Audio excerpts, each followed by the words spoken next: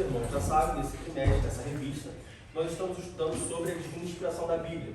E nós já vimos como foi o processo de formação da Bíblia, nós já estudamos sobre a doutrina da inspiração divina da Bíblia, e nós começamos a estudar então os livros separados, ou os grupos de livros separados. Quem lembra ou sabe dizer de cor quais são os grupos de livros da Bíblia, do Antigo e Novo Testamento? Vou dar a dica. O primeiro é o Pentateuco. Gênesis, Êxodo, Levítico, Deuteronômio. Difícil, isso aí é Números e Deuteronômio. Pentateuco. Depois do Pentateuco vem o quê? Livros históricos. Os livros históricos. Tem os Proféticos. Proféticos, os proféticos, Não, poéticos. Poéticos e depois proféticos. e depois os profetas maiores e os profetas menores. Isso. Isso são isso, né? No Velho Testamento.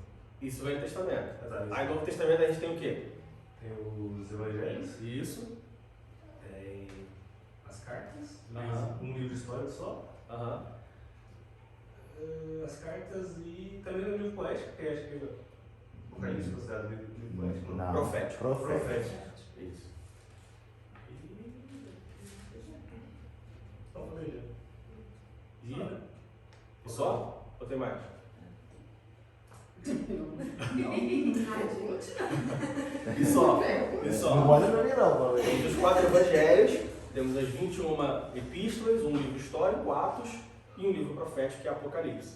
E nós já estudamos sobre todos os livros do Antigo Testamento, nós vimos sobre o Pentateuco, sobre os históricos, vimos sobre os poéticos, sobre os proféticos, maiores e menores. Na semana passada, nós vimos sobre os evangelhos, vimos sobre o livro histórico, sobre Atos, o modelo que a Bíblia deixa para nós sobre o que é uma igreja, o que é ser uma igreja. E hoje nós vamos estudar sobre as epístolas. E quando a gente fala das epístolas, existe, assim como os profetas, você tem 2 subgrupos, profetas maiores e profetas menores. Quando a gente fala das epístolas, nós temos também 2 subgrupos de epístolas. Quais são esses subgrupos? São as epístolas gerais Aham. e as epístolas que foram direcionadas a algum povo, né? Mas tem um nome, essas que foram direcionadas. Ixi, pegou. Não sei não. Quem foi que escreveu essas epístolas que foram direcionadas? A grande maioria foi Paulo. A grande maioria ou a única? Não, que Pedro escreveu também, né? Não, específica da escreveu geral, né? Então entra no grupo da geral. Isso, então. Tem as epístolas gerais e as epístolas paulinas. Paulinas. As epístolas paulinas foram as epístolas que Paulo escreveu, que foram direcionadas a um povo, a uma igreja. Tem uma direção específica. As epístolas gerais foram escritas por outros autores, como Pedro, João, Tiago, e elas são direcionadas geral, então um povo, uma igreja específica direcionada. Né? Pois bem, então hoje nós vamos estudar sobre as epístolas e vamos ver como que essas epístolas elas servem para nossa instrução, no caso das epístolas paulinas, e como que elas servem para nossa formação, no caso das epístolas gerais, ok? Para isso, vamos abrir a nossa Bíblia. Nós vamos ler 3 passagens. A primeira se encontra em 1 Coríntios capítulo 1, depois 1 Pedro capítulo 1 e por último 2 João capítulo 1.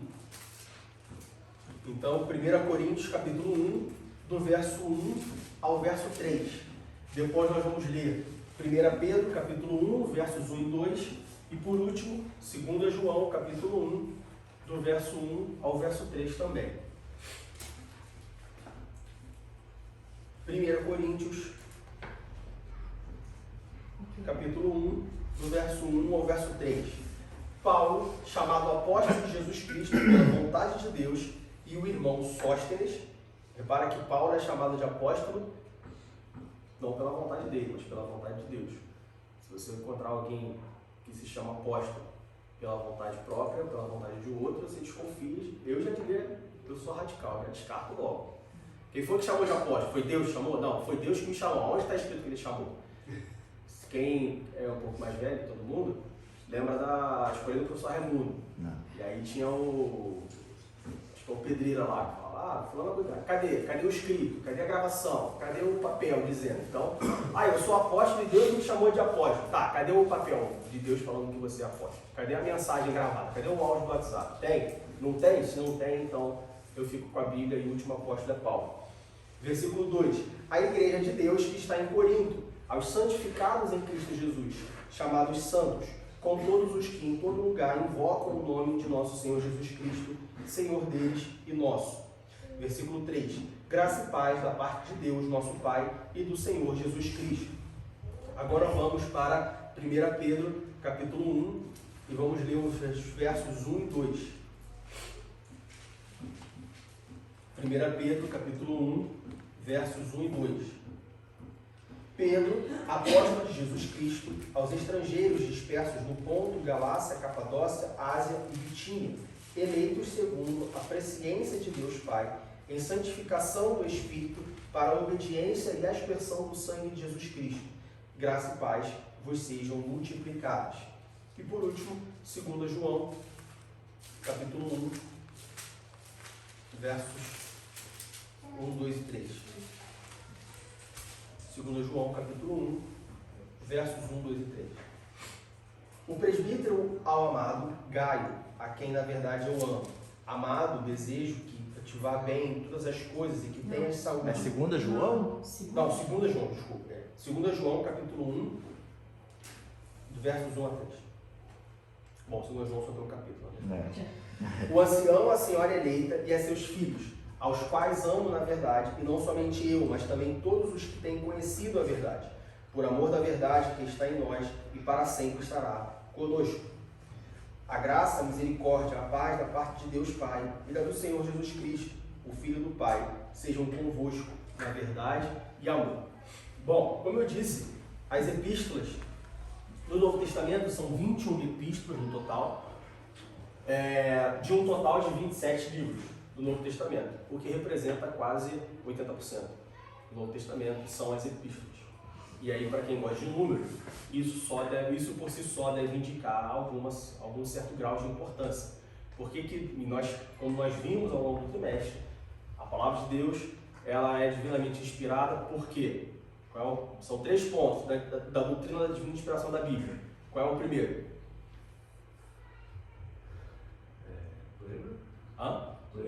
Plena, Verbal.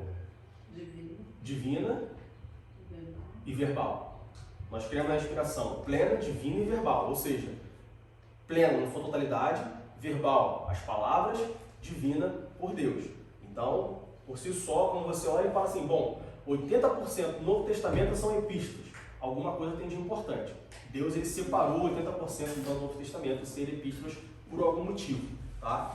Então, dessas 21 epístolas, dessas 21 cartas, vamos dizer assim, 8 são de autores que nós chamamos as epístolas gerais, ou seja, são de autores diversos, gerais, é um público geral, e 13 dessas 21 são as epístolas que nós chamamos paulinas. Foram epístolas, cartas escritas por Paulo a um povo específico, aos romanos, aos gálatas, aos tessalonicenses, aos filipenses e por aí vai. Então, nós vamos ver como que essas epístolas, elas são importantes, claro, sem desconsiderar tudo que nós já estudamos. Então quer dizer que 80% do Novo Testamento são as epístolas. Então, ao invés de eu ler a Bíblia, eu vou ler só as epístolas e não preciso ler os evangelhos, não preciso ler Atos, não preciso ler Apocalipse. Não faça isso de forma nenhuma. Assim como, bom, se nós estamos agora no tempo da graça e nós vivemos depois de Cristo, nós somos salvos pelo sacrifício de Jesus Cristo, então eu vou ler só o Novo Testamento. O Antigo Testamento, o nome já diz, é antigo, não importa, não. Uma das coisas que Paulo fala é que toda a Escritura, ela serve para nos redarguir, para nos ensinar, para nos exortar. E quando fala toda, de novo, é a inspiração verbal da Bíblia, toda é toda.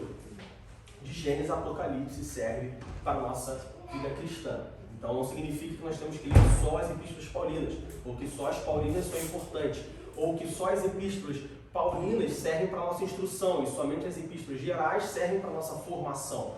Mas sim, toda a Bíblia serve. Nós apenas vamos destacar o que cada grupo de epístolas, ou cada grupo de livros tem para nos oferecer, ou é o conteúdo máximo. Significa que, então, nas epístolas paulinas só tem instrução, não tem informação? Não, ela tem informação também, só que o ponto central dela, assim como nos evangelhos, o ponto central é contar sobre Jesus, o próprio nome já diz, evangelho, boas novas, assim como o ponto central dos 4 evangelhos é apresentar Jesus, apresentar o sacrifício de Jesus, assim como Gênesis, o ponto central é contar como que começou todas as coisas, qual a origem de tudo.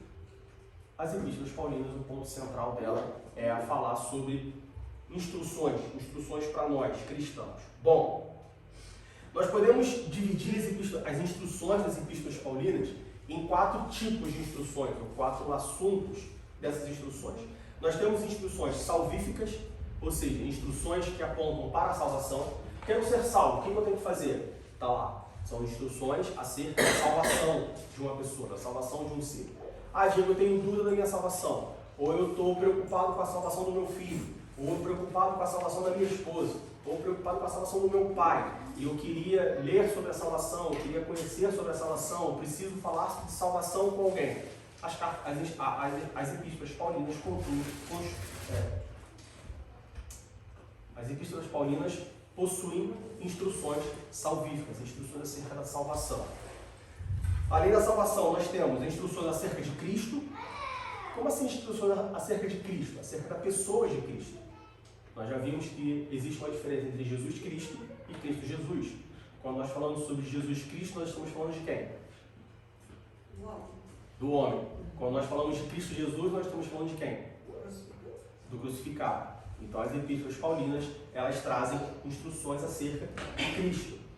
Nós temos instruções acerca das últimas coisas. Nós vamos ver lá em Tessalonicenses, Paulo ele separa um tempo, separa uma parte da sua epístola para falar sobre as últimas coisas, sobre os últimos acontecimentos, sobre a volta de Jesus. Nada mais importante do que nós sabermos, ou nada tão importante quanto nós sabermos sobre as últimas coisas, sobre o que vai acontecer. Tanto para nós estarmos alertas acerca da vinda de Cristo, nos prepararmos para a vinda de Cristo, mas também para nós não sermos enganados com a vinda de Cristo.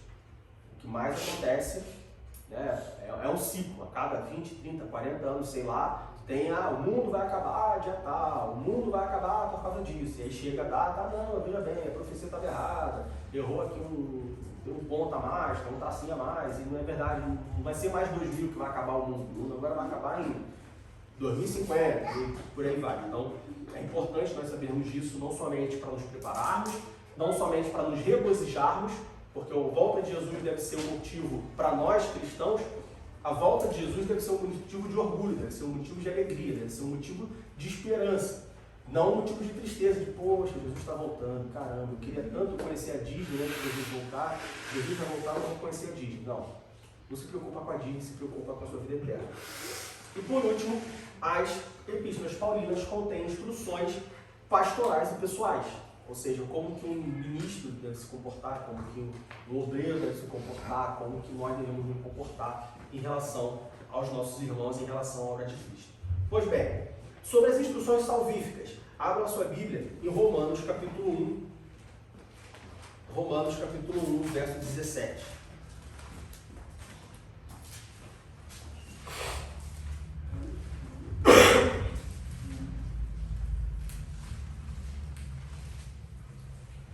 Romanos capítulo 1, verso 17, Paulo é bem claro, ele é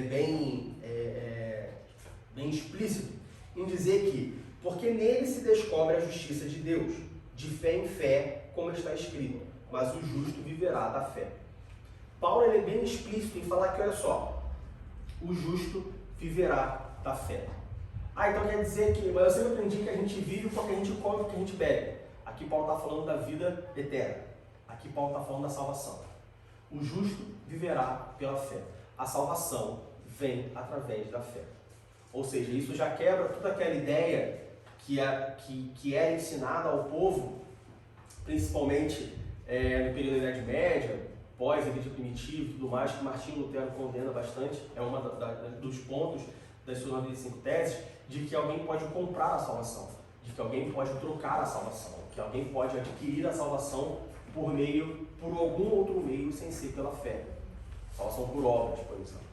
que é uma coisa que está voltando hoje, não ensinado pela igreja, em alguns momentos ensinado pela igreja, olha só, se você ofertar, se você dizimar, se você der dinheiro, se você der teu carro, se você der tua casa, você vai ser salvo, Deus vai se agradar de você. De certa forma isso tem voltado, principalmente nas igrejas neopentecostais, mas também outras religiões e outras filosofias que indicam que você não precisa ter fé em Jesus, você precisa ser bom, você precisa fazer boas obras, você precisa ajudar o próximo. Isso é o que conta para a sua salvação, é isso que valida ou certifica a sua salvação. Não. Paulo é bem claro, Paulo é bem taxativo, Paulo é bem explícito em falar, olha, o justo viverá pela fé. Só podemos ser salvos mediante a fé, através da fé. Fé em quê? Fé no sacrifício de Jesus Cristo na cruz do Calvário. Esse é o ponto inicial, é o ponto de partida para a salvação de um indivíduo. Não tem como nós chegarmos à salvação, não tem como nós alcançarmos a salvação, não tem como nós falarmos de salvação sem primeiro mencionar a fé no sacrifício do nosso Senhor Jesus Cristo.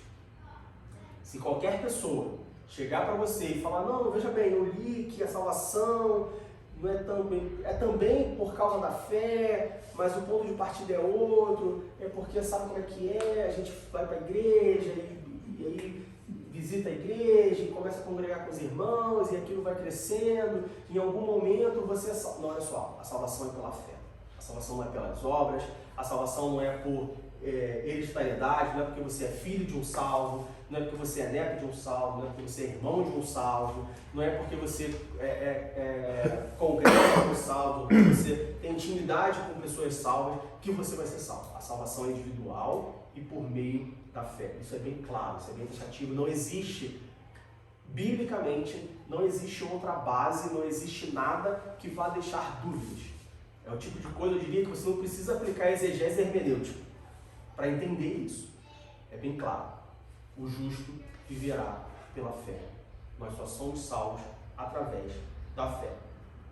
Ainda em Romanos capítulo 3, versículos 23, 24 e 25, abra Romanos 3, do versículo 23 ao versículo 25. Romanos 3, do 23 ao 25. Paulo ele vai mais a fundo do que significa o justo viverá pela fé. Do 23 ao 25. Porque todos pecaram e destituídos estão da glória de Deus, sendo justificados gratuitamente pela sua graça, pela redenção que há em Jesus Cristo, ao qual Deus propôs para propiciação pela fé no seu sangue, para demonstrar a sua justiça pela remissão dos pecados dantes cometidos sob a paciência de Deus. Diego, o que isso significa? Vamos lá. Cometi um crime, cometi um assassinato. Porque eu cometi um assassinato e eu estou debaixo da lei alemã, eu devo ter a minha liberdade privada, ou seja, devo ser preso, devo ser encarcerado, devo ir para uma prisão. Certo? Cometi um crime, a consequência disso é ter a minha liberdade cerceada, eu devo ser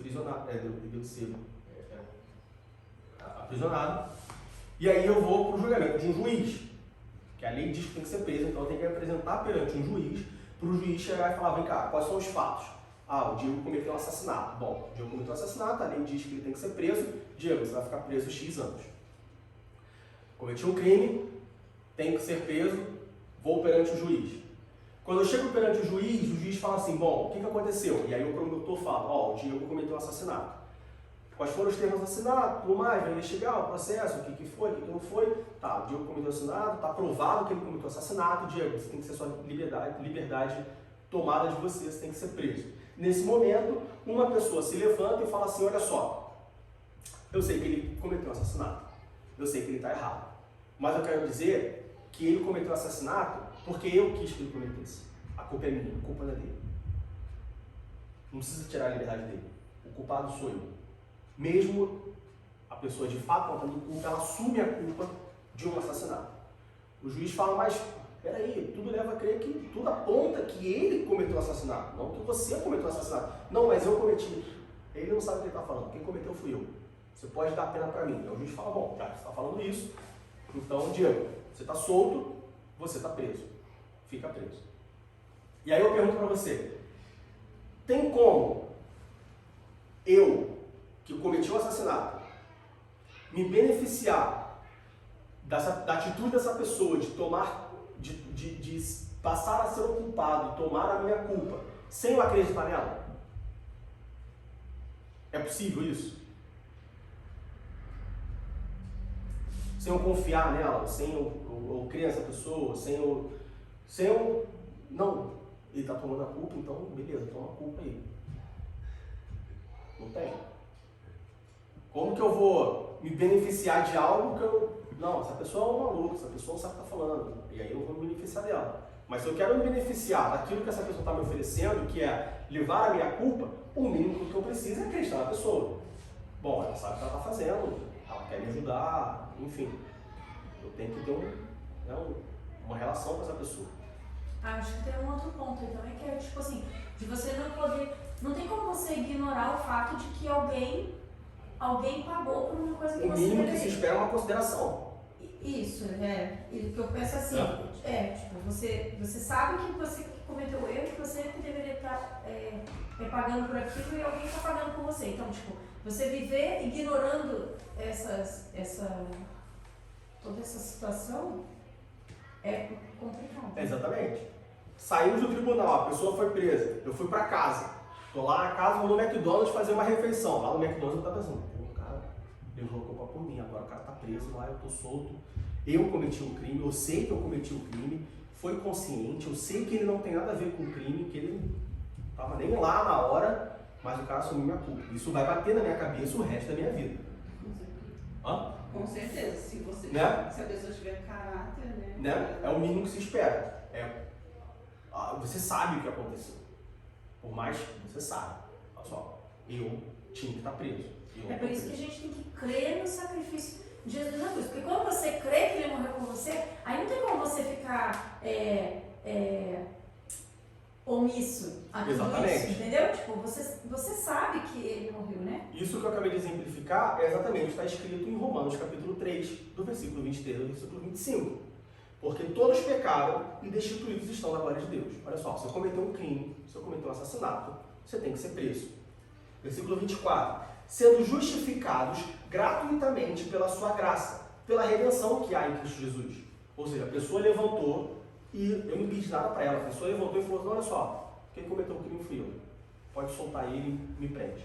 Gratuitamente. Eu fui justificado gratuitamente pela graça, ou seja, pela bonança, pela vontade daquela pessoa, pela redenção que há em Cristo Jesus. Versículo 25. Ao qual Deus propôs para propiciação pela fé no seu sangue, para demonstrar a sua justiça pela remissão dos pecados dantes cometidos sob a paciência de Deus. Tem que ter fé. O mínimo que eu preciso para ser salvo é ter fé no sacrifício de Jesus. Porque aí foi como a Fabiana falou. No momento que eu tenho fé no sacrifício de Jesus, no momento que eu acredito, que eu realmente entendo que, poxa, ele morreu por causa de mim, isso vai bater no meu coração, na minha mente, a consciência vai pesar, ou deveria pesar. Eu não digo nem que deveria, eu sou bem radical no sentido de que, se você tem realmente fé, a consciência vai pesar. É impossível, eu diria que é impossível alguém ter fé no sacrifício de Jesus e a consciência não bater todos os dias, quando você acorda, você fala assim, ele morreu por mim. Eu só estou aqui hoje porque ele morreu por mim. Nesse ponto eu sou bem... Talvez as pessoas... Talvez a gente tem pessoas ou a gente, antes de conhecer a Deus, de ir para a igreja e estudar sobre a Bíblia, a gente não tem essa consciência. Então, mas aí não tem a fé. Aí é onde eu digo que eu sou radical, de falar que a pessoa não tem essa consciência, porque ela, então, para mim, ela não tem a fé. Isso é uma opinião pessoal, tá? O Diego. Eu posso... A Bíblia não fala isso. A Bíblia fala que a salvação é pela fé. Mas aí, mas a pessoa não conhece direito e tal, não estudou, então ela não tem a fé. Mas porque a fé ela tem que ser consciente. Sim, mas a fé que é jogada, às vezes, pra gente na igreja, é uma fé de cura, é uma fé de bens, é uma fé... Mas aí não é uma fé, é um credo. Pois é. Aí a culpa não é da igreja. Bom, a culpa. Você Não, pode colocar a culpa na igreja que está te ensinando. Da forma que está ensinando. Mas você não é obrigado a aceitar aquilo que é te ensinado. Sim. Mas Já aí é um a gente Mas vai- essa consciência aí a gente só tem depois de um tempo. Assim, como que eu vou te explicar? Porque é diferente hoje da maneira que eu estudo, tipo assim, vocês dando aula aqui, porque eu já estudei, todas as outras igrejas, eu já estudei, já vi sobre a palavra, mas não sei se é porque o meu cérebro não fica gravado tudo, mas eu vejo coisas assim que eu falo assim, por que eu não vi isso? Por que quando eu estava naquela época não acontecia isso, entendeu? Então, eu diria que tem 2 pontos aí. Pelo menos eu enxergo 2 pontos. Existe o lado da igreja, que não ensina o correto, não ensina como deveria ensinar. Né? E aí, quando eu falo em igreja, tudo está envolvido naquele ensinamento, seja metodologia e tudo mais. Mas eu também, eu também acho que existe a questão do indivíduo. Você aprende, normalmente você aprende aquilo que você quer. Se eu chegar aqui para você e começar a te ensinar sobre física quântica, vai entrar por um ouvido e sair pelo outro. Sim. Mas talvez se eu chegar aqui e te ensinar como que você faz um bolo de chocolate, aquilo vai te pegar e você vai aprender. Por quê? Porque você gosta mais de comer um bolo de chocolate do que saber sobre física quântica. Sim. Tá? Então, por que eu digo que tem os 2 pontos nesse aprendizado errado, vamos dizer assim? Porque muitas das vezes nós só aprendemos aquilo que a gente quer, que é o Deus Papai Noel, que te abençoa, que te dá isso, que te dá aquilo, que te ajuda, que você não precisa fazer sacrifício, que você pode entrar na igreja e ficar como você quiser, porque Deus te aceita assim, porque Deus te ama assim. É como, por exemplo, você chegar para um homossexual, ele vai chegar aqui na igreja e vai falar, muito bem-vindo, olha só, homossexualismo é pecado. Se você quer ficar aqui dentro, você tem que largar essa prática. Ele não vai querer. Mas se ele for numa igreja que fala assim, não, seja muito bem-vindo, olha só, Deus é amor. Não importa com quem você se relaciona. O que importa é que você ame a Deus. Você ama a Deus? Ama. Então você pode se relacionar com homem, com mulher, com animal, com quem você quiser. O que importa é que você ame a Deus. Essa pessoa vai ficar lá. Por quê? Porque uma tem uma mensagem a favor do... Eu não digo nem uma mensagem de amor ou não, porque você fala, olha só... Mas ela está aceitando ele da forma que ele é, né? Então, eu não digo nem que é uma mensagem de amor ou não. Por quê? Porque quando você fala com uma pessoa, para um homossexual, olha só, Deus te ama, mas para você andar com ele, você tem que largar o homossexualismo, isso é uma mensagem de amor. Porque a Bíblia fala que o homossexualismo é pecado. E quando você está em pecado, você está longe de Deus. Então, quando eu falo com uma pessoa, olha só, largue o seu pecado e largue a prática do pecado e siga a Deus, é uma mensagem de amor. Se não fosse de amor, eu falaria, olha só, fica com o teu pecado e quando Deus voltar, você vai para o inferno. Mas a gente não peca, tipo assim, eu entendo lá do seu pecado, mas a gente todos os dias peca e todos os dias a gente tem que pedir perdão. Sim, mas tem uma diferença entre você pecar e você viver no pecado. Qual é a diferença entre eu e um porco? Um porco, ele vive na lama. Se você pegar um porco, lavar o porco, dar um banho nele, passar um boticário nele e ficar cheiroso, no momento que você colocar o porco no chão, ele vai voltar para a lama. Eu não. Eu me sujo. Eu tomo um banho e estou limpo. E eu tento ficar limpo. Só que às vezes eu me sujo. Não tem como. É inerente. Você não tem como tomar um banho e ficar limpo para sempre. Uma hora você vai se sujar. O pecado é a mesma coisa. Você pode viver no pecado, ou seja, você vai lá e pede perdão. Quando Deus fala assim, tá bom, meu filho, eu te perdoo, você volta para o pecado de novo. Você vive no pecado, aquilo te dá prazer, aquilo te dá gosto. Você busca aquilo todos os dias, conscientemente. Você se arrependeu. Você não se Isso que eu ia arrependeu. falar agora, tem que ter arrependimento. Se teve arrependimento, você não vai querer repetir. Só que Se arrependimento... foi só ele uma consciência pesada, vem- você vai voltar. Só que o arrependimento ele tem que vir com a larga, com largar aquela prática. Se não tem arrependimento, você vai falar, eu me arrependi, mas eu continuo fazendo? Bom, então não tem arrependimento. Como assim tem arrependimento? Troca o homossexualismo por traição, por exemplo. O homem que trai a esposa, ele está em pecado. Para ele viver, ele tem que se arrepender, ele tem que largar a amante, se arrepender do que ele fez, e aí Deus vai perdoar, entendeu? Se ele continuar com a amante, não teve arrependimento e não teve perdão dos pecados, entendeu? Aí eu traí a Fabiana, eu peço perdão, ela fala, tá bom, eu te perdoo. Ela me perdoa, no mesmo dia que ela me perdoa, eu vou lá e traio ela de novo. Bom, então, vem cá. Bagunça, isso aí é festa? Tu vai lá, Não traz se ela. arrependeu? Então se arrependeu. Então, eu vejo os 2 pontos. Tem um lado do ensino errado, a igreja ensina errado, as pessoas ensinam errado, mas tem um lado também de eu querer aprender o certo.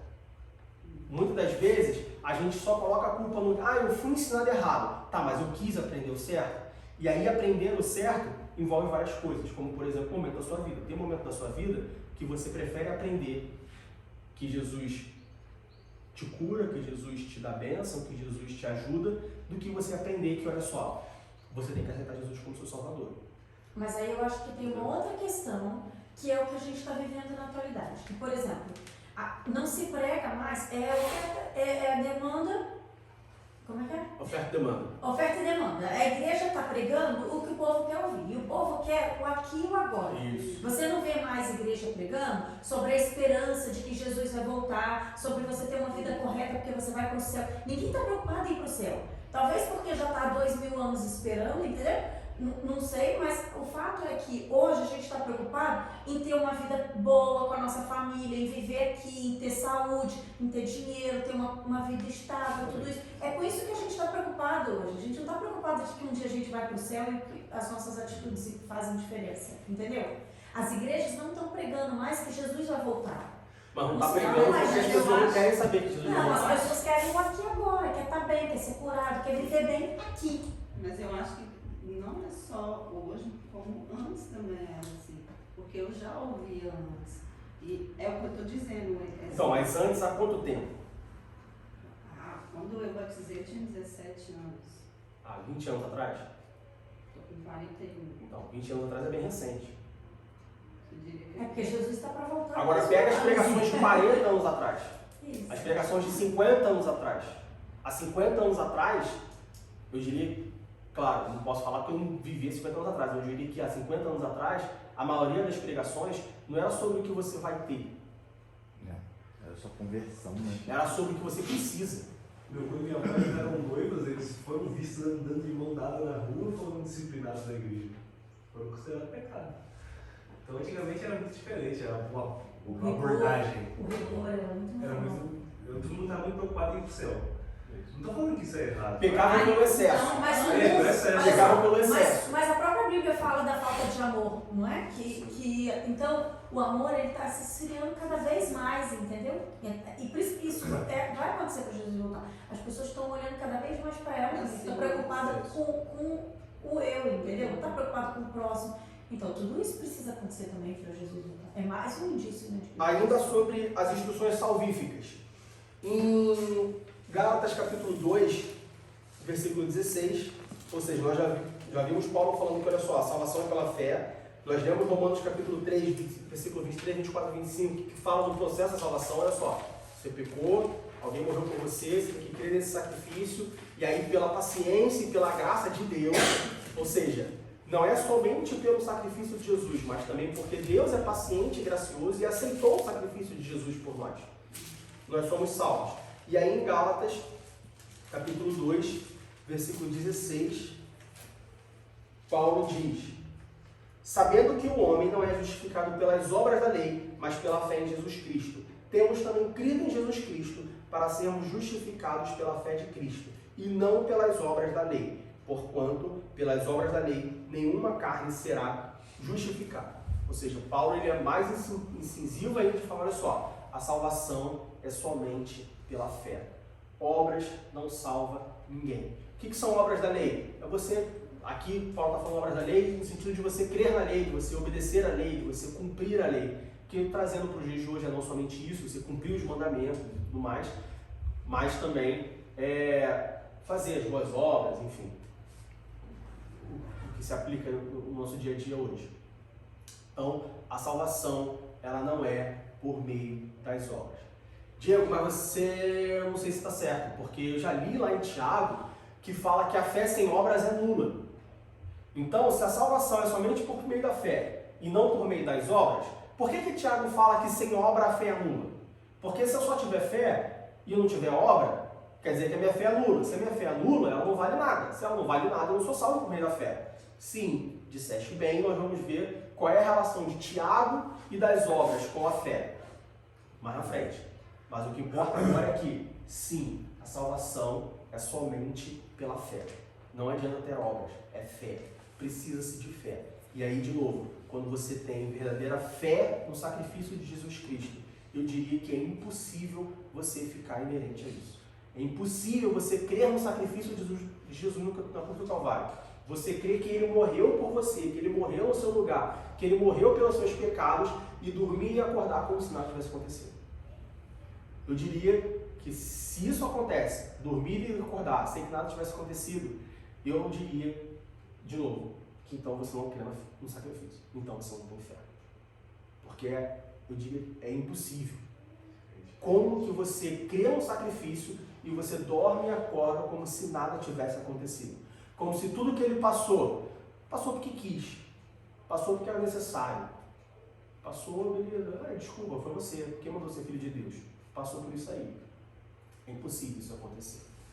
Então, o sacrifício de Jesus ele deve vir acompanhado, assim como a conversão deve vir acompanhada de uma mudança de vida, porque o próprio nome indica conversão, mudança de direção. A fé no sacrifício de Jesus Cristo, ela deve vir acompanhada, no mínimo, de um constrangimento, de um sentimento de que, poxa, era para ser eu, foi ele, eu tenho que fazer alguma coisa sobre isso. Além das instruções salvíficas, as epístolas paulinas também trazem instruções a respeito de Cristo. Como assim, Diego? Instruções a respeito de Cristo. Existe uma doutrina que fala somente sobre Cristo, sobre como Cristo é o cabeça, como que Cristo é o líder, como que Cristo deve ser o motivo do nosso viver. Lá em Filipenses capítulo 1, Filipenses capítulo 1, Gálatas, Efésios, Filipenses capítulo 1, versículo 21. Gálatas 1, 21. Paulo diz, porque para mim o viver é Cristo e o morrer é ganho. O que Paulo quis dizer com o viver é Cristo? Não é que o viver é lucro, não é que Cristo é lucro, mas o que significa o viver é Cristo? Significa que Cristo, o Cristo ressurreto, o Cristo que trouxe o perdão dos meus pecados, deve ser o motivo do meu viver, deve ser o motivo da minha vida. Ou seja, tudo que eu faço na minha vida deve ser refletido em Cristo, deve ser confiado a Cristo, deve ser mirando a Cristo. Esse viver, o já está falando até sobre a vida eterna, né? Oi? Esse viver também pode ser considerado a vida eterna. Mas para ser considerado a vida eterna, você tem que viver na terra olhando para Cristo, que é a vida eterna. Então, quando você fala que o viver é Cristo no sentido de vida eterna, é como se você estivesse falando que é o ponto final. Mas para chegar no ponto final, você tem que ter um caminho. E o caminho tem que ser Cristo. O nosso dia a dia tem que ser Cristo. O nosso modelo de vida, o sentido da nossa vida tem que ser Cristo. Ou seja, tudo que eu faço, tudo que eu penso, tudo que eu digo, tudo que eu como, tudo que eu amo, tudo que eu vivo, deve sempre estar apontado para Cristo. Terceira instrução que Paulo nos diz, que as epístolas paulinas nos trazem, como eu disse, é sobre as últimas coisas. Lá em Tessalonicenses, a gente não vai ler, mas 1 Tessalonicenses capítulo 4, versículo 17, Paulo diz que nós, os que ficarmos vivos, seremos arrebatados. Ou seja, Paulo fala sobre o arrebatamento da igreja, como que será o arrebatamento da igreja, qual será a ordem, qual será o processo, como que isso tudo vai acontecer. E o mais importante sobre isso está em 1 Tessalonicenses capítulo 5, versículo 23. 1 Tessalonicenses capítulo 5, versículo 23, onde Paulo diz que e o mesmo Deus de paz vos santifique em tudo, e todo o vosso espírito, alma e corpo sejam plenamente conservados, irrepreensíveis para a vinda de nosso Senhor Jesus Cristo. Ou seja, se nós almejamos a vinda do nosso Senhor Jesus Cristo, se nós almejamos sermos arrebatados por Cristo, quando no momento em que Jesus voltar para buscar a sua igreja, se nós almejamos isso, nós devemos conservar de maneira irrepreensível nosso corpo, a nossa alma e o nosso espírito. Não pode ser só o espírito, não pode ser só o corpo, não pode ser só a alma e o espírito, não pode ser só o corpo e a alma. Tem que ser o corpo, a alma e o espírito. Diego, mas por que o corpo, a alma e o espírito? Se o que vai para o céu é o espírito de fato. Por que só o corpo, alma? Por que corpo, alma e espírito se o que interessa, se o que realmente vai morar no céu, se o que realmente vai ser eterno é o Espírito. A própria Bíblia diz que nós não devemos nos preocupar com o nosso corpo, porque o corpo vira pó, do pó vieste, ao pó voltarás e tal, e nós cremos que no momento que você morre, você morreu, ali está um corpo que vai ser decomposto e que vai virar nada depois. Por que corpo, alma e espírito? Então, alguém tem alguma dica? Alguém quer dar alguma resposta? Por que corpo, alma e espírito? O corpo é o templo do espírito, né? Da alma. Então, mantendo em ordem, eu acho que faz parte. Você consegue separar o seu corpo, a sua alma e o seu espírito? Não.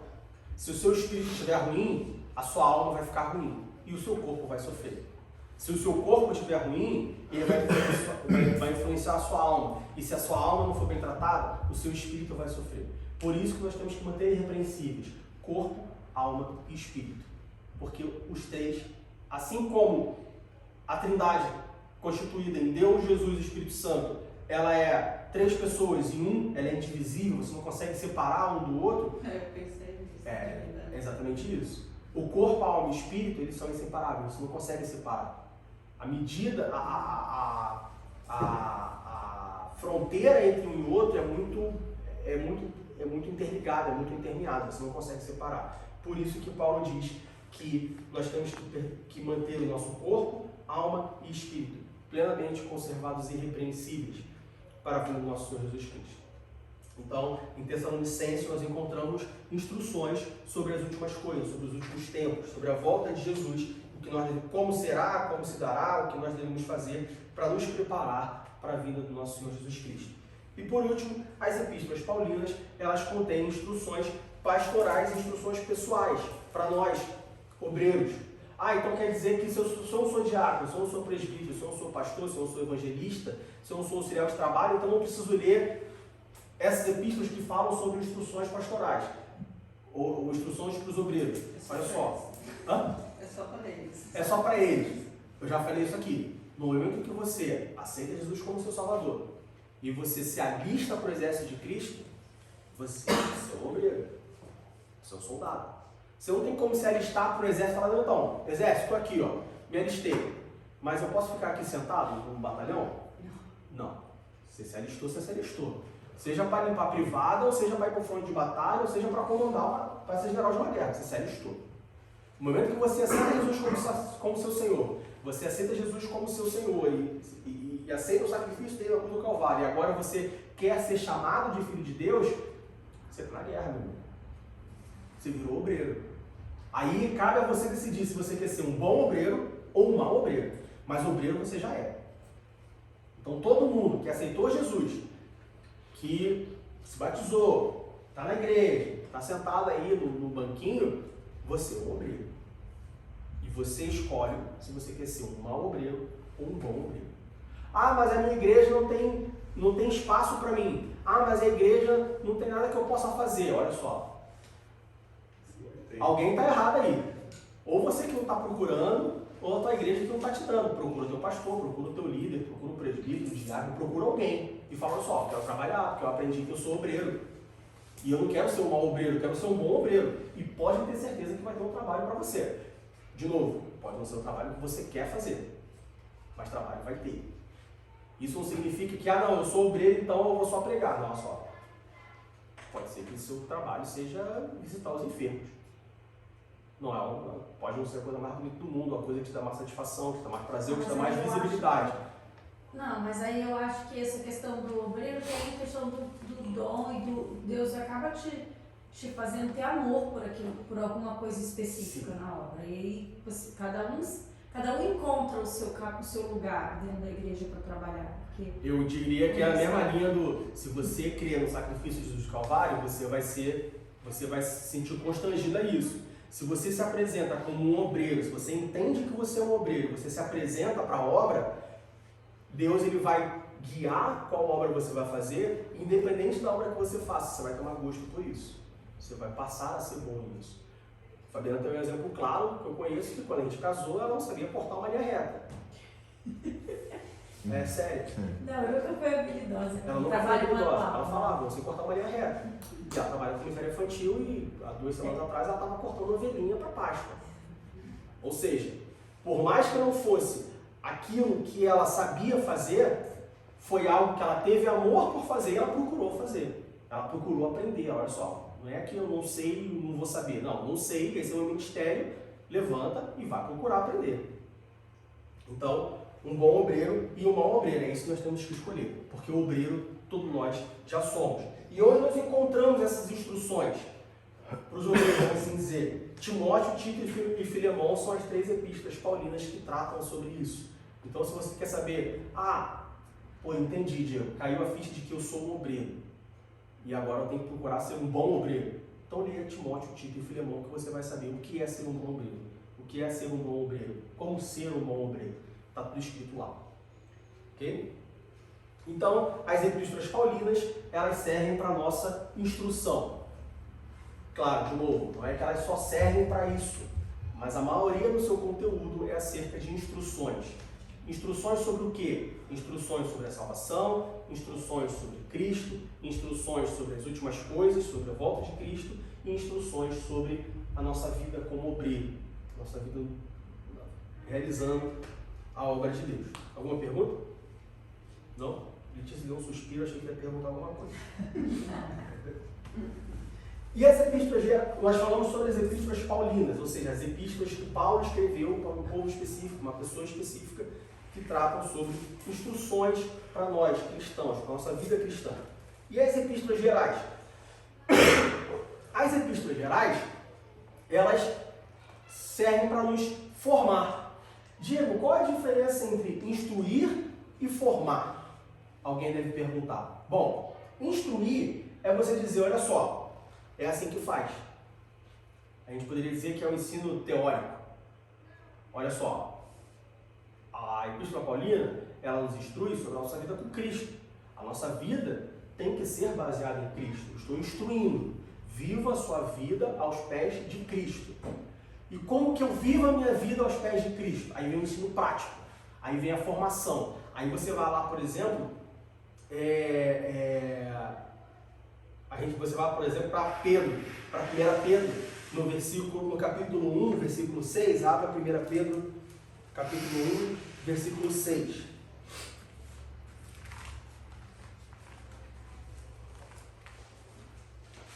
Pedro, capítulo 1, versículo 6. Vamos ler o 6 e o 7.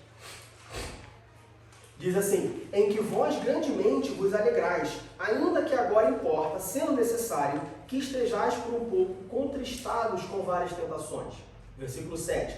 Mas que a prova da vossa fé, muito mais preciosa do que o ouro, que perece e é aprovado pelo fogo, se ache em louvor e honra e glória na revelação de Jesus Cristo. Aí a gente tem a diferença entre a formação e a instrução. A instrução é o ensino teórico. Olha só, você tem que viver para Cristo. Você tem que viver em Cristo. Todo o seu dia a dia, tudo que você faz até que você morra, deve ser em Cristo. Tá, e o que significa isso? Significa, 1 Pedro, capítulo 1, versículo 6 e 7. Olha só, vai ter dia que você vai estar mal. Vai ter dia que você vai estar sofrendo. Vão vir provações. Mas as provações, elas fortalecem a fé. Ou seja, aqui a gente encontra a formação do cristão. A prática. Olha só, você viver em Cristo é você se alegrar mesmo nas tribulações. Você viver em Cristo é você usar as provações para fortalecer a sua fé. Quando você estiver se sentindo triste, quando você estiver se sentindo abandonado, quando você estiver se sentindo afligido por alguma coisa, você dobra o seu joelho, você ora e você fala, Deus, me abraça. Deus, me ajuda. Deus, fala comigo. E aí porque nosso Deus é um Deus amoroso, você vai sentir o abraço, vai sentir um carinho, você vai sentir o conforto de Deus. E aquilo vai fazer com que você pense, bom, Deus de fato existe, Ele realmente me ama. E aí você vai e sobe mais um degrauzinho na sua relação de confiança com Deus, na sua relação de intimidade com Deus. Ou seja, é o seu dia a dia, é a formação que a gente chama. Então, instruir é diferente de formar. As epístolas paulinas, elas tratam da instrução, o ensino teórico. O que vai acontecer, o que deve ser feito e tudo mais. As epístolas gerais, elas tratam da formação, da nossa formação como cristão. É um ensino prático, é a instrução colocada em prática. Em Pedro, nas epístolas de Pedro, como nós já lemos em 1 Pedro capítulo 1, versículo 6 e 7, aí nós vemos que Pedro ele aborda o sofrimento cristão, ele aborda que, olha só, você vai sofrer, Mas esse sofrimento, ele fortalece a sua fé. É justamente no sofrimento que nós temos a nossa fé aumentada, que nós temos a nossa fé fortificada. Mas por que o sofrimento veio pela fé? Porque não existe ganho sem crescimento sem dor. Não existe aprendizado sem dor. Como que você vai fortalecer a sua fé em Deus sem sofrer? É o que Paulo fala em Filipenses, né? Porque a vós foi concedido não somente crer nele, como também padecer por ele. Isso. Não tem como, você tem que sofrer. Ah, mas eu não posso aumentar a minha fé em Deus sem nunca ter sofrido? Poder você pode, mas você consegue. Se você ficar sem tudo bem na sua vida, você deixa de ir para a igreja, você para de orar, você para de ler a Bíblia, não faz mais tanto. Tá tudo indo bem. O cair faz parte, como diz o Daniel. Ele na aula de patinação, ele cada vez voltava falando, hoje eu só caí 5, hoje eu só caí 4 vezes e tal. Ei, mas não tem problema não, meu professor falou que o cair faz parte. Pois é. Tem que cair para aprender a andar, né? E o que a gente mais tem é exemplo disso. Pessoas que quando tudo está indo bem, a pessoa não vem para a igreja. Quando começa uma tribulação, quando começa um problema, quando tem uma dificuldade, quando tem uma prova, aí a pessoa vem para a igreja. Tem gente que tu fala assim, está passando por problema. Por quê? Porque veio para a igreja. Quando entra na porta assim, tu vê, tu fala, está passando por problema. Esse ponto. Está precisando de alguma coisa. O visto da ABC, Esse ponto a gente tinha um presbítero lá no Brasil, foi um grande líder, que ele inclusive falava assim na igreja. Ele falava, meus irmãos, para de orar pedindo a Deus para abençoar fulano, ciclano, porque está em casa, que não sei o quê. Ora a Deus pedindo para que mande tribulação. Nossa! Porque aí vai sair de casa e vai vir para a igreja. É isso mesmo. Entendeu? Porque enquanto Deus estiver abençoando ele dentro de casa, não tem motivo para vir à igreja. É isso mesmo. Por exemplo, 1 Pedro capítulo 1, versículo 15, Pedro diz, mas começando aquele que vos chamou, sede vós também santos em toda a vossa maneira de viver. Ou seja, Pedro nos forma como cristão, no sentido de que, olha só, você tem que santificar, meu amigo. Você serve a um Deus santo, você tem que santificar. Olha só, e aí eu estou falando contra mim mesmo. Você mora na Alemanha, você tem que falar alemão, cara. Se vira, dá teu jeito, tu não gosta, então tu muda de país. Olha só, você serve a Deus. Deus é santo. Você tem que santificar. Ah, mas eu não quero. Então você serve a outro Deus. Então você para de servir. Mas você não tem como servir a Deus, servir a um Deus santo, sem se santificar. Ainda sobre 1 Pedro. 1 Pedro, capítulo 4, versículo 13. Pedro diz, mas alegrai-vos no fato de seres participantes das aflições de Cristo, para que também na revelação da sua glória vos regozijeis e alegreis. Pedro fala, olha só, você está aí no canto chorando, triste, porque você está passando por dificuldade, porque você está sendo perseguido, mas vem cá, você quer um louro você quer ganhar a batalha sem lutar? Se alegra porque você está sofrendo aflição, se alegra porque você está sofrendo perseguição, porque se você está sofrendo perseguição, se você está sofrendo dificuldade, se você está sofrendo tribulação, assim como Cristo sofreu, isso significa que você vai aproveitar a vida eterna, que você vai se regozijar e se alegrar no céu, assim como Jesus, assim como Cristo se regozija. Assim como Cristo é glorificado, você também será glorificado. Então, de novo, Pedro fala sobre a nossa formação, a formação do cristão no sentido de que, olha só, no sentido prático, olha só, vai acontecer, bora, sacode a poeira, levanta e vamos embora, não desanima não, vamos para frente. Sempre em frente, nunca para o lado nem para trás, sempre em frente.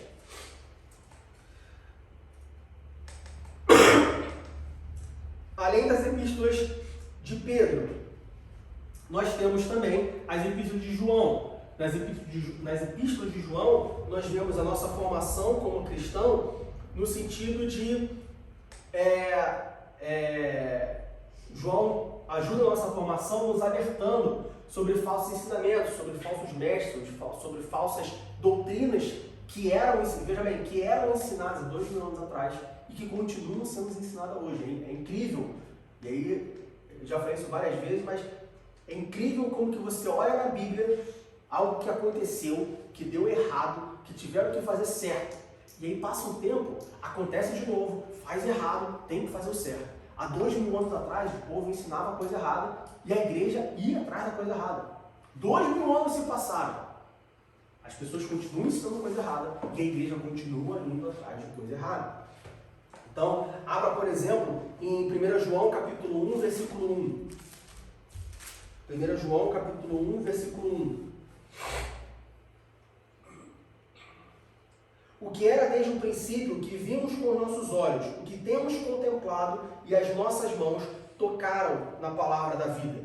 Por que João fala isso? João fala isso porque naquela época, naquele momento ali, existia um falso ensino de que Jesus não tinha vindo ao mundo, de que Jesus não tinha sido encarnado. Lembra que aqui já tem algum tempo que Jesus morreu, ou seja, a história já se passou, já era outra geração, já era um velho contando para o novo.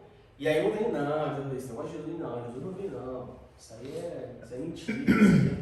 E o que acontece hoje? O que a gente mais tem hoje são religiões, são ensinos, são filosofias que falam que não, Jesus não veio ao mundo. Jesus não existiu de fato. É só uma alegoria. Jesus não foi o filho de Deus. Jesus era só um profeta. Assim como outros profetas. O islamismo, por exemplo, eles creem que Jesus foi somente um profeta. Jesus não é o filho de Deus. E aí? Já era ensinado 2000 anos atrás. E João comenta sobre isso.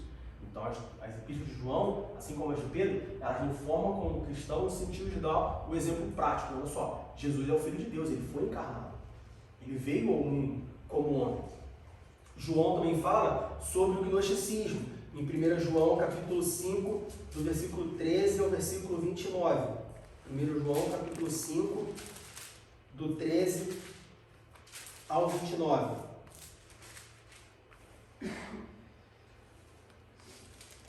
Do 13 ao 21, desculpa. 1 João capítulo 5, do 13 ao 21. Estas coisas vos escrevi para que saibais que tendes a vida eterna e para que creiais no nome do Filho de Deus. E esta é a confiança que temos nele, que se pedimos alguma coisa segundo a sua vontade, ele nos ouve. E se sabemos que nos ouve em tudo que pedimos, sabemos que alcançamos as petições que lhe fizemos. Se alguém vir seu irmão cometer pecado que não é para a morte, orará, e Deus dará a vida àqueles que não pecarem para a morte. Há pecado para a morte, por isso não digo que ore. Toda iniquidade é pecado, e há pecado que não é para a morte. Sabemos que todo aquele que é nascido de Deus não vive pecando, mas o que de Deus é gerado, conserva-se a si mesmo, e o maligno não lhe toca. Sabemos que somos de Deus e que todo mundo está no maligno. E sabemos que já o Filho de Deus é vindo e nos deu entendimento para conhecermos o que é verdadeiro. E no que é verdadeiro estamos, isto é, em seu Filho Jesus Cristo. Este é o verdadeiro Deus e a vida eterna. Filhinhos, guardai-vos dos ídolos. Amém. De novo, gnosticismo. Era muito comum no Antigo Testamento, lá em Atos, na igreja primitiva, naquela época. O que é o gnosticismo? É você crer que existe alguma coisa maior, mas que essa coisa não é Deus. Ou seja, você nega a existência de Deus. É diferente de um ateu. Um ateu, olha só, uma filosofia, né? É uma filosofia. O ateu, ele não crê em Deus, mas ele não crê em nada superior a ele. Veja bem, o mundo veio do Big Bang, então a gente está aqui, morreu, destino, não existe nada superior ao homem. O gnosticismo não. Ele não crê em Deus, o Deus que nós cremos, como o Criador de todas as coisas, ou ser superior, mas ele crê que existe algo superior a nós que a gente não entende. Energia, né? A energia, a força, enfim, você crê em alguma coisa ali que está acima de nós, mas que nós não temos entendimento, que a gente não tem relação, que a gente não tem relacionamento, que a gente não tem conhecimento. Então o que João fala aqui, olha só, não, existe um Deus que ouve, existe um Deus que julga, existe um Deus que ama, existe um Deus que dá carinho, existe um Deus, uma pessoa real, que você pode ter relacionamento com ele, que você pode ser filho dele. É isso que João está falando aqui, ou seja, combatendo o gnosticismo, de novo, nos formando no sentido de dar instruções práticas para a nossa vida. João também fala sobre ter comunhão com os irmãos, em 1 João capítulo 1, versículos 6 e 7. João diz: se dissermos que temos comunhão com ele e andamos em trevas, mentimos e não praticamos a verdade. Mas se andarmos na luz, como ele na luz está, temos comunhão uns com os outros. E o sangue de Jesus Cristo, seu Filho, nos purifica de todo o pecado. De novo, um ensinamento prático. Olha só, você fala que tem comunhão com Jesus, você fala que está com Jesus, que anda na luz, mas você não faz o que ele faz. Como que eu falo que eu ando com Jesus se eu quero ser crente em casa? Você tem algum problema dentro da igreja? Não, olha só, tem um problema de locomoção, a igreja fica no 10º andar, não tem elevador, só tem escada, não tem como ir para a igreja. Tudo bem. Mesmo assim, a gente pode enviar aí um obreiro mais forte, né? Que possa carregar você no colo. Mas tudo bem, você tem um ponto. Olha só, eu estou internado no hospital, recuperando uma cirurgia, eu não posso ir para a igreja. Ok, legal. Não, eu sou saudável, perfeitamente saudável. Mas eu não quero ir para a igreja porque eu acho que a igreja está ultrapassada, a igreja não faz mais sentido. Pós-pandemia, sabe? Trabalho remoto, a igreja também pode ser remota. A tecnologia está aí para isso. Não, a tecnologia não está aí para isso. Ela está aí para isso, para você trabalhar de casa, ter o seu conforto, enquanto você tem o seu tempo com a família. Mas a tecnologia não está aí para isso, para você deixar de vir à igreja. Porque não existe comunhão remota. E isso, se você perguntar para qualquer pessoa que trabalha remoto, que começou a trabalhar remoto depois da pandemia, você vai ouvir a mesma coisa. Não existe comunhão remota. Por mais que tenha reunião, legal e tal, nada supera o relacionamento pessoal. Por quê? Porque é inerente ao ser humano. O ser humano, ele foi criado assim. Tanto que quando Deus cria o homem, ele fala assim, vamos criar a mulher para que o homem não se sinta só. Ou seja, nós fomos criados com o desejo de se relacionar, com a necessidade de se relacionar. Por mais que hoje, no mundo individualista e egoísta que nós vivemos, as pessoas tenham perdido esse senso, e na verdade não diria que eles têm perdido esse senso, mas eles têm adormecido essa necessidade, porque ele existe ali. Se é da nossa natureza, ele sempre vai existir. Só que as pessoas têm decidido, por sua própria vontade, pelo seu livre-arbítrio, de adormecer essa necessidade, de adormecer esse sentimento, essa necessidade de ter comunhão com os outros. Por mais que as pessoas tenham feito isso nos dias atuais, isso é uma necessidade do ser humano. Ou seja, sim, você tem que vir à igreja. Sim, você tem que pertencer a uma igreja. Você tem que ter um pastor, um presbítero, um diácono, um líder, alguém acima de você. Mas Jesus é o sumo pastor. E nós vamos ver mais na frente que Jesus é o nosso sumo sacerdote. Sim, ele é o sumo sacerdote. Mas ele deixou alguém para te guiar. Ele é o sumo. Mas tem um vice dele, vamos dizer assim, que pode te ajudar. Então nós temos sim que procurar uma igreja. Então se eu não for numa igreja, eu não vou ser salvo? Olha só, não vou dizer que você não vai ser salvo, mas vai ser bem difícil. Porque aqui, em 1 João, no capítulo 1, no versículo 6 e 7, diz assim, se dissermos que temos comunhão com Ele, ou seja, com Jesus, e andarmos em trevas, mentimos e não praticamos a verdade. No versículo 7, mas se andarmos na luz, como Ele na luz está, ou seja, se eu ando na luz, como Jesus anda na luz, e se eu tenho de fato, e aí, como Ele na luz está, temos comunhão uns com os outros, e o sangue de Jesus Cristo, seu Filho, nos purifica de todo pecado. Então, se eu falo que eu ando com Jesus, e que eu estou na luz como Jesus na luz está, eu tenho que ter comunhão com o meu irmão. Essa reflete o comportamento de Jesus. Se Jesus tinha o comportamento de andar com todo mundo, por que você quer ser um bonito vai ficar em casa?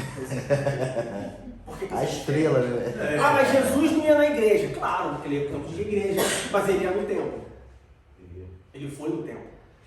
E ele não só ia no templo, mas ele se preocupava com o templo. Tanto que quando ele chega no templo lá, que ele vê todo mundo vendendo, comprando, ele dá chicotado em todo mundo e tira todo mundo de lá porque estava bagunçando a casa dele. Ou seja, isso significa que o templo para Jesus não era só o lugar que ele ia lá para encontrar os discípulos e para tomar um café, comer um biscoitinho, uma bolinha de queijo de vez em quando. Não, ele se preocupava. Fazia parte. Sempre que ele podia, ele ia. E quando ele não ia, ele estava fazendo alguma coisa longe dali. Estava multiplicando o pão, estava curando o enfermo, estava ressuscitando o morto. Ele estava fazendo alguma coisa, mas ele ia no templo. Então, se você não quer vir para a igreja, você tem que estar fazendo alguma coisa. Nossa, eu não vou para a igreja porque eu estou em casa dormindo. Aí não. Não vou para a igreja porque domingo eu vou visitar um presídio. Legal. Próximo domingo eu não vou para a igreja porque eu vou visitar um enfermo. Legal. O próximo domingo eu não vou porque eu vou... Olha só, peraí. Não dá para a gente conciliar aí. Você vem para a igreja, tem a sua comunhão. Como sair da igreja? Fortificado, né? Depois que você ouviu a palavra, como o pastor João dizia, está de papinho cheio, aí sim você sai e faz. Vamos tentar conciliar isso aí, porque aí a obra está acabando atrapalhando a sua comunhão, e aí não pode. Você tem que ter a obra, sim, mas também tem que ter a comunhão. Então, vir à igreja é importante. Ela não salva. De novo, vir à igreja não salva uma pessoa. Nós vimos que o que salva é a fé em Jesus Cristo. Mas você ter a fé sem ter a comunhão, a sua fé vai morrer. Crente em casa morre sozinho. Eu também acho que o presbítero Valor fala que quando a gente faz as coisas online, tudo é sempre coisa para engrandecimento, nunca tem correção, né? Isso. Exortação. Então a gente vai ver um culto online, sempre coisa muito boa. Nunca e aí, é chamar a a atenção. Fabiana falou também, sempre coisas maravilhosas, Deus dá dinheiro, Deus dá Isso. sucesso, Deus dá tudo. Isso aí. Mas não está aqui para corrigir também. Exatamente. Então, nas epístolas de João, nós aprendemos, nós somos instruídos, nós somos formados contra falsos ensinos, como o gnosticismo. João nos adverte, nos forma acerca de vivermos em comunhão com o próximo. João também fala sobre afastar-se da prática do pecado, em 1 João capítulo 2, no capítulo 3, a gente vê João falando, olha só, você quer seguir Jesus? Então se afaste do pecado. Foi o que nós falamos, uma coisa é você cometer pecados, e você vai cometer porque você é homem, você é ser humano, e o ser humano, ele tem uma natureza pecadora. Outra coisa é você viver no pecado, outra coisa é você ter prazer no pecado. O que João fala, olha só, você se afaste do pecado, foge dele. Vai acontecer de respingar, mas não porque você está ali. É igual, por exemplo, você está no meio da rua, está chovendo e tem a poça d'água. Aí passa o carro. Você fica parado ali, esperando o carro passar para te molhar? Não.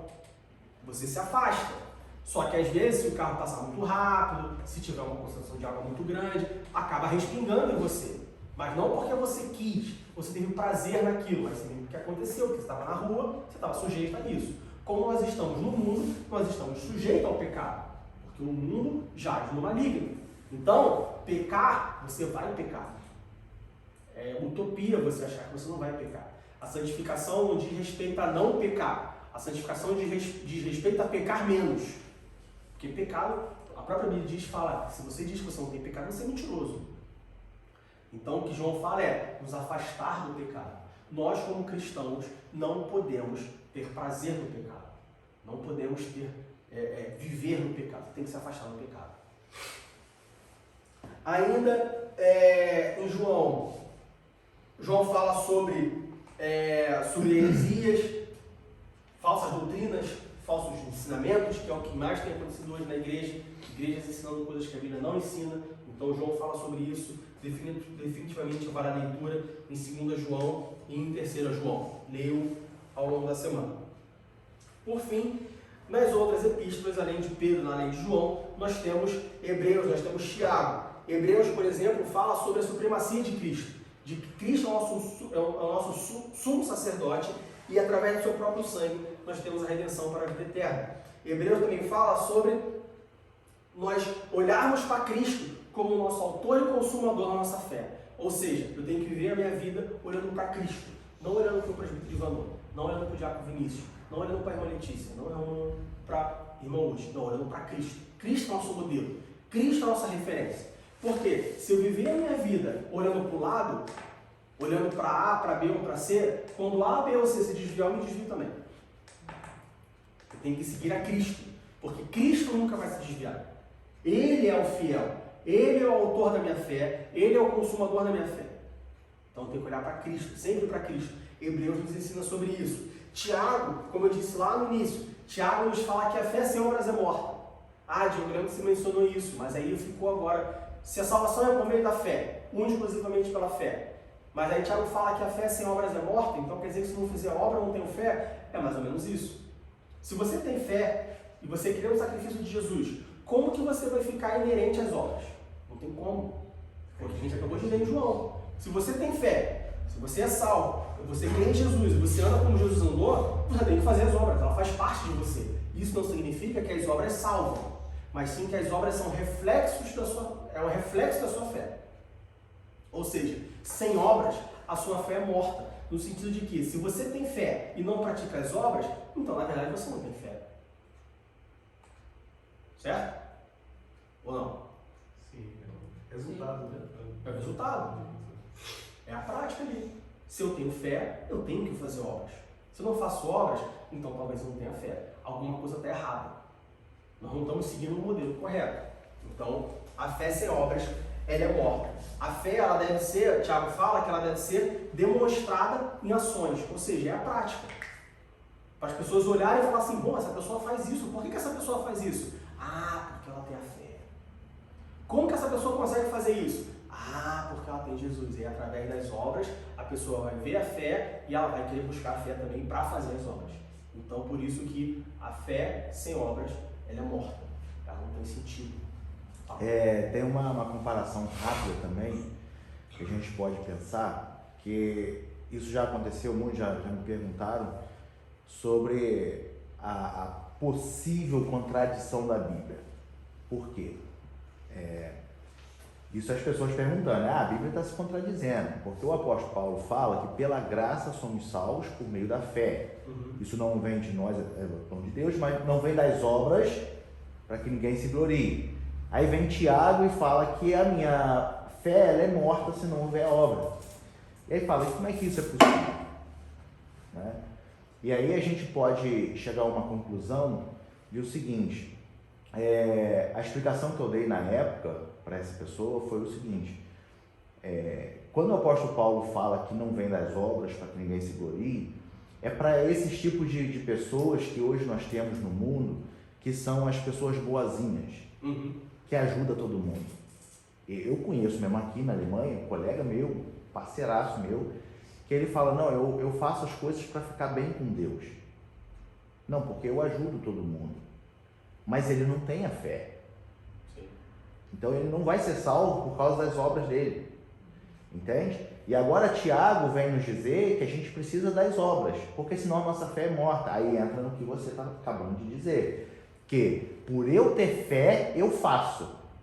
E não vou fazer simplesmente para garantir a minha salvação porque estou fazendo. Exatamente. Pela minha fé, me desperta o amor em fazer.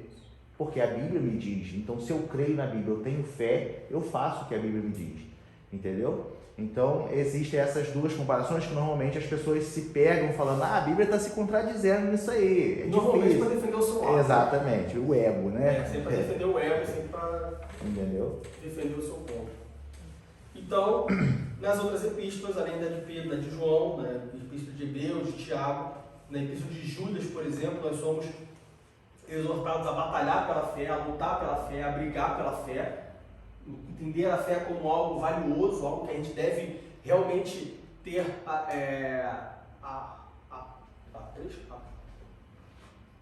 esqueci a palavra.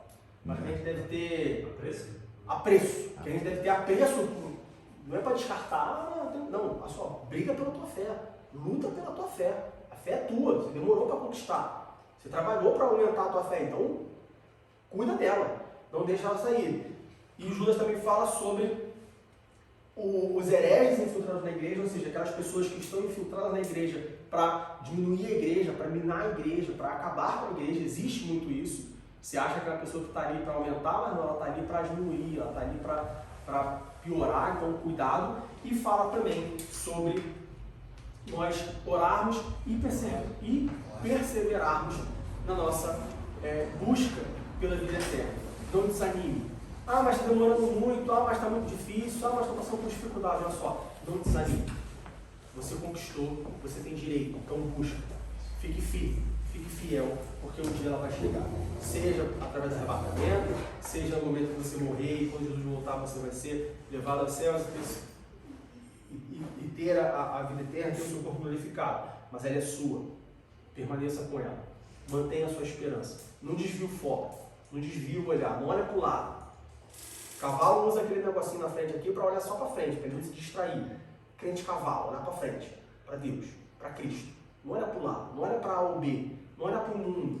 Não olha para outra igreja. Não olha para outro... Não, olha só. Olha para Cristo. Tá? Bota o tampa-olho aqui assim do lado, igual o cavalo, e olha para frente. Para Cristo. Seu foco é Cristo. Sua meta é Cristo. Viver é Cristo. Tudo é Cristo. Porque Ele deve ser o nosso guia. Ok?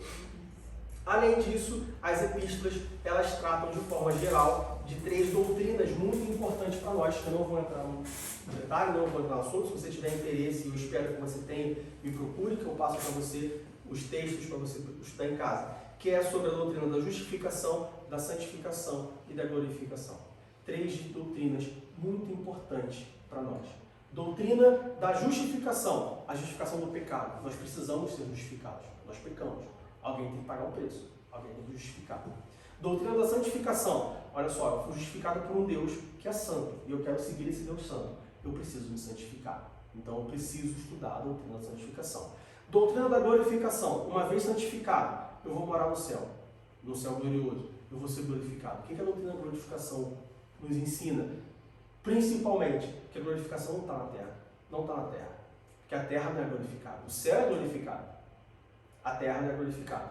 Então você não pode viver a justificação e a santificação esperando a glorificação terrena. Porque na terra não tem glorificação. Se você esperar, você vai estar com a esperança no lugar errado. Está buscando a coisa errada. A glorificação ela está no céu.